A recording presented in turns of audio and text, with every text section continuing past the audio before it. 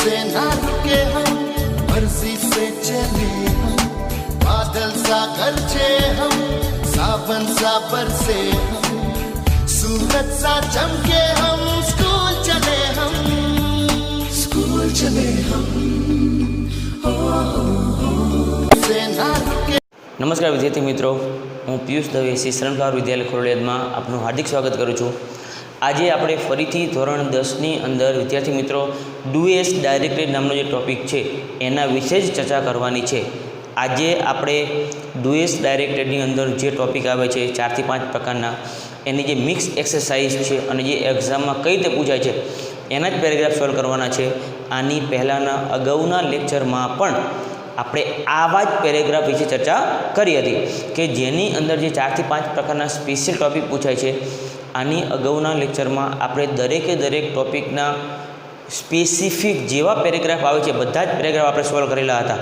તો આની પહેલાંના 3 થી 4 લેક્ચરમાં આપણે જે એક્ઝામમાં પૂછાય છે એવા જ પેરેગ્રાફ સોલ્વ કર્યા હતા અને આજે આપણે આ લેક્ચરમાં પણ એવા જ પેરેગ્રાફ સોલ્વ કરવાના છે। તો વિદ્યાર્થી મિત્રો ઝડપથી તમને યાદ કરાવી દઉં કે એમાં જે 4 થી 5 પ્રકારના જુદા જુદા ટોપિક આવે છે એ દરેકે દરેક ટોપિકની શોર્ટ કી સરળતાથી યાદ રાખવા માટે આપણે ચર્ચા કરી હતી। દરેકે દરેક લેક્ચર જ્યારે ટોપિક વિશે આપણે ચર્ચા કરી હતી, જ્યારે ટોપિકના એ પેરેગ્રાફ સોલ્વ કર્યા હતા ત્યારે પણ ઝડપથી તમને આ પેરેગ્રાફ જે છે 4 થી 5 પ્રકારના ટોપિક આવે છે એ ઝડપથી તમને યાદ કરાવી દઉં જે મેં તમને દરેકે દરેક લેક્ચરમાં હું યાદ કરાવું છું। તો સૌથી પહેલાં વાત કરીએ ચેન્જિંગ ધ ટેન્સ। વિદ્યાર્થી મિત્રો ખાસ યાદ રાખજો, દરેકે દરેક પેરેગ્રાફમાં દરેકે દરેક લેક્ચરમાં હું તમને શોર્ટ કી યાદ કરાવું છું કે જેથી તમે સરળતાથી યાદ રાખી શકો। તો સૌથી પહેલાં વાત કરીએ ચેન્જિંગ ધ ટેન્સ। તો ટેન્સને જ્યારે આપણે પેરેગ્રાફ સોલ્વ કરવા જઈ રહ્યા છીએ તો એવા પેરેગ્રાફમાં ફક્ત ને ફક્ત આપણે ક્રિયાપદમાં જ ફેરફાર કરવાનો હોય છે। એટલે કે ફક્ત તમે ક્રિયાપદમાં ફેરફાર કરો એટલે ઓટોમેટિકલી વાક્ય તમારું જે તમારે કાર્ડમાં ફેરવવાનું છે એ કાર્ડમાં ફેરફાર થઈ જાય છે। એમાં કર્તામાં બિલકુલ ફેરફાર કરવાનો હોતો નથી। ફક્ત ક્રિયાપદમાં ફેરફાર કરો એટલે ઓટોમેટિક વાક્ય ચેન્જ થઈ જાય છે, કાર્ડમાં ફેરફાર। ત્યાર પછી વાત કરીએ ચેન્જિંગ ધ પર્સન। તો પર્સનમાં શું હોય છે કે બંને જગ્યાએ જે કરતા હોય છે એ અલગ અલગ જોવા મળે છે। તો એની ઉપરથી આપણને ખબર પડે કે પર્સનમાં ફેરફાર કરવાનો છે। તો ચેન્જિંગ ધ પર્સન નામના પેરેગ્રાફ આપણે સોલ્વ કરીએ છીએ તો ફક્ત પર્સન એટલે મીન્સ કે કર્તાને અનુસંધાને ક્રિયાપદ અને પર્સનને અનુસંધાને કર્મ વિભક્તિ અને સંબંધ વિભક્તિ એમાં ફેરફાર કરવો પડે છે, જે આપણે આની પહેલાંના લેક્ચરમાં સોલ્વ કર્યું હતું। ત્યાર પછી વાત કરીએ ચેન્જિંગ ધ વોઇસ। તો વોઇસમાં તો આપણને ખબર છે કે વિદ્યાર્થી મિત્રો સ્ટાર્ટ ધીસ વે પછી કર્મથી વાક્યની શરૂઆત થાય તો ઓબ્વિયસલી પેસિવ વોઇસ હોય અને પેસિવ વોઇસમાં તમે ફેરફાર કરો છો ત્યારે તમારે ધ્યાન શું રાખવાનું છે કે કર્તા ક્રિયાપદ કર્મ શોધવાનું છે અને વાક્ય કયા કાળનું છે તે શોધવાનું છે। શા માટે શોધવાનું છે? કારણ કે આપણે કાળને અનુરૂપ ટુ બીના રૂપ મૂકવાના છે માટે। ત્યાર પછી વાત થઈ પર્સનની, સિંગ્યુલર ઇન્ટુ ધ પ્લુરલ એટલે એક વચનમાંથી બહુવચનમાં ફેરવો। તો એમાં તો મેજર ડિફરન્સ હોય છે, અહીંયા કરતાં એક વચન અને ત્યાં કરતાં બહુવચન હોય છે। એમાં આપણે ડિફરન્સ જે ક્રિએટ છે એક વચન અને બહુવચન એ જોઈને આપણે ફેરફાર કરવાનો હોય છે। તો હવે વિદ્યાર્થી મિત્રો જોઈએ આજે 4 થી 5 પ્રકારના જે ટોપિક પૂછાય છે એમાં આજના લેક્ચરમાં કયા બે પેરેગ્રાફ પૂછાયા છે જેને આપણે ફેરફાર કરવાના છે। તો સૌથી પહેલો જે કોમન રૂલ્સ છે આપણને ખબર છે કર્તા ક્રિયાપદ કર્મ શોધી લેવાનું અને પછી વાક્ય કયા કાળનું છે તે। તો સૌથી પહેલાંથી ધ જેન્ટલમેન લખેલું છે તો એ કર્તાની જગ્યાએ છે વોઝ સિટિંગ એ ક્રિયાપદ છે, ચાલુ ભૂતકાળ was were plus ING in his van.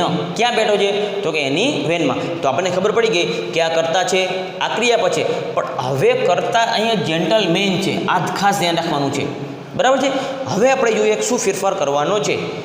Start this way ત્યાર પછી છે ધ જેન્ટલમેન, પણ અહીંયા ડિફરન્સ છે વિદ્યાર્થી મિત્રો ખાસ જોજો, બંને જગ્યાએ કર્તા સેમ છે પણ એક વચનનું બહુવચનમાં ફેરફાર થયો છે કારણ કે અહીંયા સિંગ્યુલર મેન છે જ્યારે અહીંયા બહુવચન MEN આપેલું છે।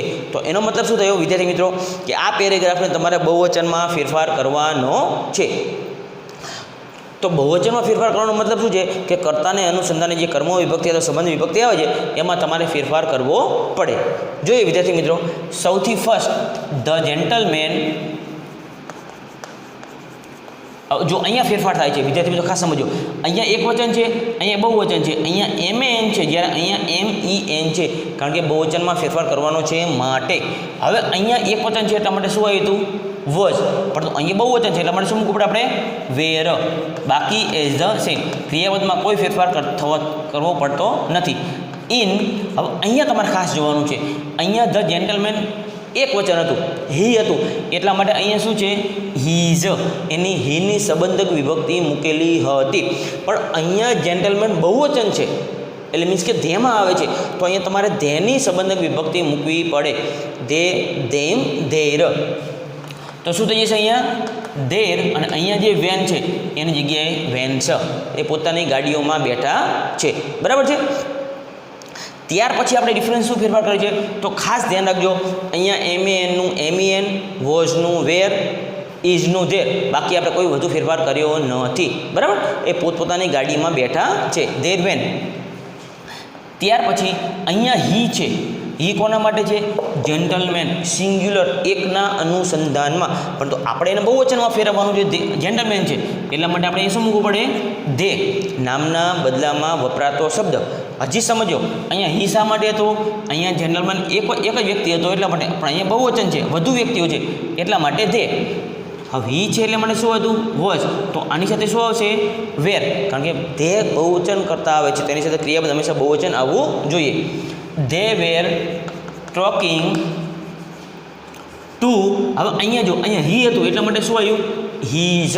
હી હતું એટલા માટે એની સંબંધક વિભક્તિ હીઝ હતું. પરંતુ અહીંયા ધે છે એટલા માટે આપણે એની સંબંધક વિભક્તિ ધેની મૂકવી પડે. They, them, their. To, their. હવે ચાઇલ્ડ એક વચન છે, સિંગ્યુલરમાં આવે છે, એને આપણે બહુવચનમાં ફેરવવું પડે એટલે શું થઈ જાય? ચિલ્ડ્રન. આ ખાસ યાદ રાખજો વિદ્યાર્થી મિત્રો, ચાઇલ્ડ સિંગ્યુલરમાં આવે છે એને આપણે જ્યારે બહુવચનો ફેરવો તો તમારે ચિલ્ડ્રન ફેરવવું પડે. ત્યાર પછીનું સેન્ટેન્સ છે the child was playing with toy. તો ધ ચાઇલ્ડ સિંગ્યુલર છે, એક વચન છે, આપણે એને બહુવચનમાં ફેરવવું પડે એટલે શું થઈ જાય? The children.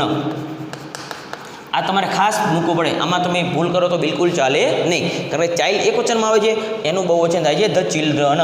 હવે ચાઇલ્ડ એક વચન હતું એટલા માટે શું અહીંયા હતું? વોઝ. પણ અહીંયા બહુવચન છે એટલા માટે આપણે એને બહુવચનનું ક્રિયાપદ મૂકવું પડે.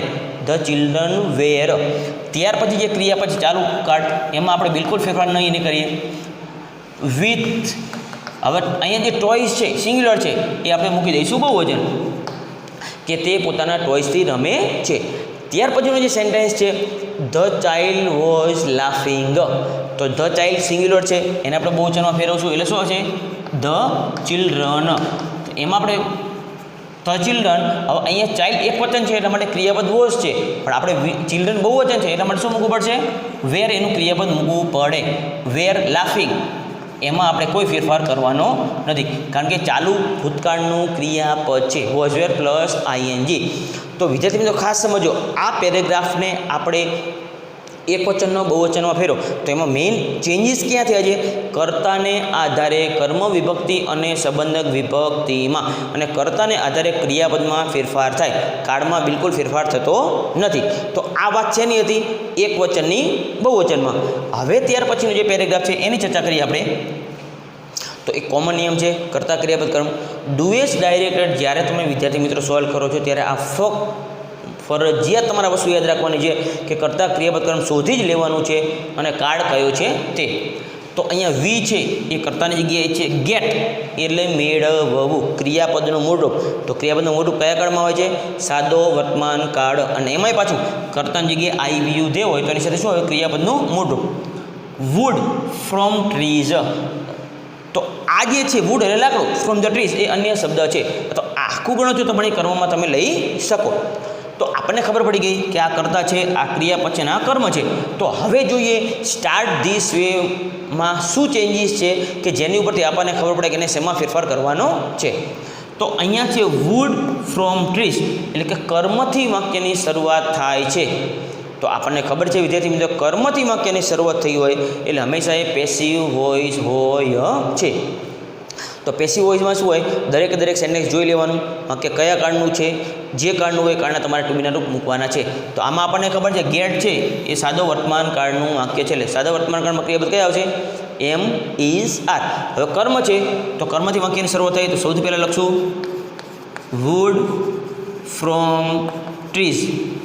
હવે અહીંયા વુડની વાત કરે છે, સમજો સિંગ્યુલર છે એટલે મને શું ક્રિયાપદ આવશે? ઇઝ. પણ વિદ્યાર્થી મિત્રો બાય ચાન્સ માનો કે તમે અહીંયા ફક્ત વુડ લખ્યું હોય અને ફ્રોમ ધ ટ્રીઝ અન્ય શબ્દ તરીકે છેલ્લે લખ્યું હોય તો પણ વાક્ય બિલકુલ ખોટું પડતું નથી. ઇઝ પછી તમારે V3 મૂકવાનું છે તો ગેટનું શું થઈ જશે? ગોટ. પછી બાય અને વીનું અસ. ખાસ સમજો વિદ્યાર્થી મિત્રો, તમે અહીંયા વુડ ફક્ત લખ્યું ફ્રોમ ધ ટ્રીઝ પછી અહીં લખ્યું છે તો એના હિસાબે માર્કિંગમાં કોઈ ફેરફાર થતો નથી. ત્યાર પછીનું સેન્ટેન્સ છે ટ્રીઝ કરતાની જગ્યાએ છે ગીવ V1 કારણ કે આઈ વ્યૂ તે બહુવચન હોય તેની સાથે જો ક્રિયાપદનું મોઢું. શેડ એટલે છાંયડો. ટુ બર્ડ્સ એન એનિમલ્સ તો ટુ બર્ડ્સ એન એનિમલ્સ એ અધર વર્ડ્સ છે તો અધર વર્ડ્સને આપણે બિલકુલ છેલ્લે રાખવાનું છે, એમાં કોઈ ફેરફાર કરવાનો નથી. તો સૌથી પહેલાં કર્મ લખશું તો કર્મ શું છે? શેડ. શેડ એટલે છાંયડો, આશરો. શેડ એક વચન છે એટલા માટે ઇઝ. હવે ગીવ છે એનું તમારે V3 મૂકવું પડે. Give, gave, given. તો શું થઈ જશે? Given by. અહીંયા ટ્રીઝ છે, આપણે ખબર છે વિદ્યાર્થી મિત્રો એક્ટિવમાંથી પેસિવમાં જ્યારે તમે ફેરફાર કરો છો તો કર્તાની જગ્યાએ I we you they he she it આપેલું હોય તો જ તમારે એને કર્મ વિભક્તિમાં ફેરફાર કરવાનો છે. આ 7 શબ્દ નથી આપેલા તો તમારે જે કર્તા છે કર્તા ડાયરેક્ટ મૂકી દેવાનું છે, એટલા માટે ટ્રીઝ. પછી છે ટુ બર્ડ્સ એન્ડ એનિમલ્સ તો આપણે એમાં બિલકુલ ફેરફાર કરવાનો નથી. બર્ડ્સ એન્ડ એનિમલ્સ તો એ જે અન્ય શબ્દ છે અધર વર્ડ્સ છે એમાં આપણે બિલકુલ ફેરફાર કરવાનો રહેતો નથી, ખાસ ધ્યાન રાખજો. ત્યાર પછીનું સેન્ટેન્સ વિદ્યાર્થી મિત્રો જોઈએ we should grow more trees તો વી જે છે એ કર્તાની જગ્યાએ છે. ખાસ સમજો વિદ્યાર્થી મિત્રો, હવે અહીંયા શુડ આપેલું છે.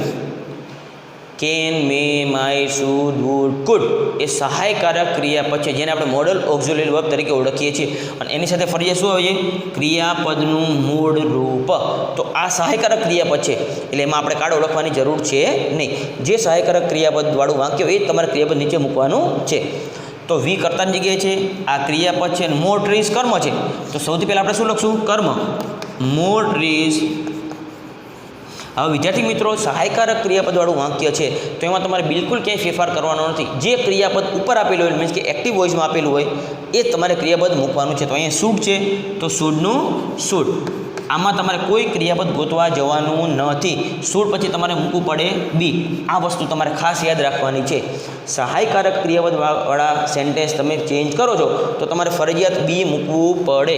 પછી ગ્રો છે એનું તમારે V3 મૂકવું પડે. Grow, grieve, grown. તો શું થઈ જશે?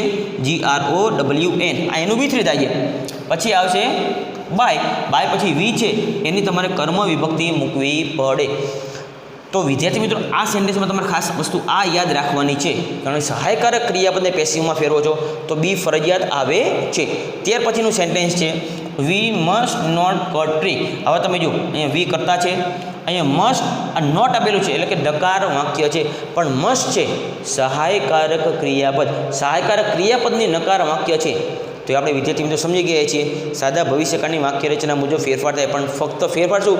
ક્રિયાપદામાં હોય તમારે મૂકવાનું છે. તો મસ્ટ નોટ કટ આ ક્રિયાપદ છે. અગેન ટ્રીઝ એ કર્મની જગ્યાએ છે તો સૌથી પહેલાં આપણે મૂકી દેવાનું છે કર્મ. વિદ્યાર્થી મિત્રો આપણને ખબર જ છે કે સહાયકારક ક્રિયાપદવાળું વાક્ય હોય તો તમારે કોઈ ફેરફાર કરવાનો નથી. મસ્ટનું મસ્ટ, નોટ, પછી બી કટનું કટ, કારણ કે કટનું V1, V2, V3 સરખું થાય છે. મસ્ટ નોટ બી, અહીંયા મસ્ટ બી નોટ મૂકશો તો પણ વાક્યમાં ફેરફાર થશે નહીં. પછી તમારે મૂકવાનું છે બાય, નિયમ અનુસંધાને, અને પછી જે વી છે એની તમારે કર્મ વિભક્તિ વિદ્યાર્થી મિત્રો મૂકવાની છે. તો વિદ્યાર્થી મિત્રો ખાસ જો આ પેરેગ્રાફ જે ફર્સ્ટ પેરેગ્રાફ હતો એને આપણે એક વચનમાંથી બહુવચનમાં ફેરવ્યો નિયમ અનુસંધાને, અને એમાં ફક્ત આપણે શું કર્યું છે?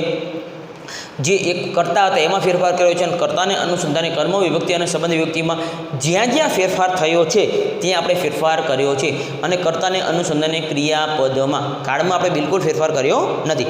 ત્યાર પછીનું જે સેકન્ડ પેરેગ્રાફ હતો એમાં એને આપણે પેસિવમાં ફેરફાર કર્યો છે. તો પેસિવના નિયમ મુજબ આપણે જે કર્તા ક્રિયાપદ ક્રમ શોધતા હતા, જે વાક્ય જે કાળનું હોય કાળના ટુ બીના રૂપ પ્લસ V3 જે કંઈ મૂકતા હતા, તો એ પ્રમાણે આપણે દરેક જેટલા ટોપિક આવતા હતા એ દરેક ટોપિકના જુદા જુદા પેરેગ્રાફ આપણે લેક્ચરમાં સોલ્વ કર્યા છે.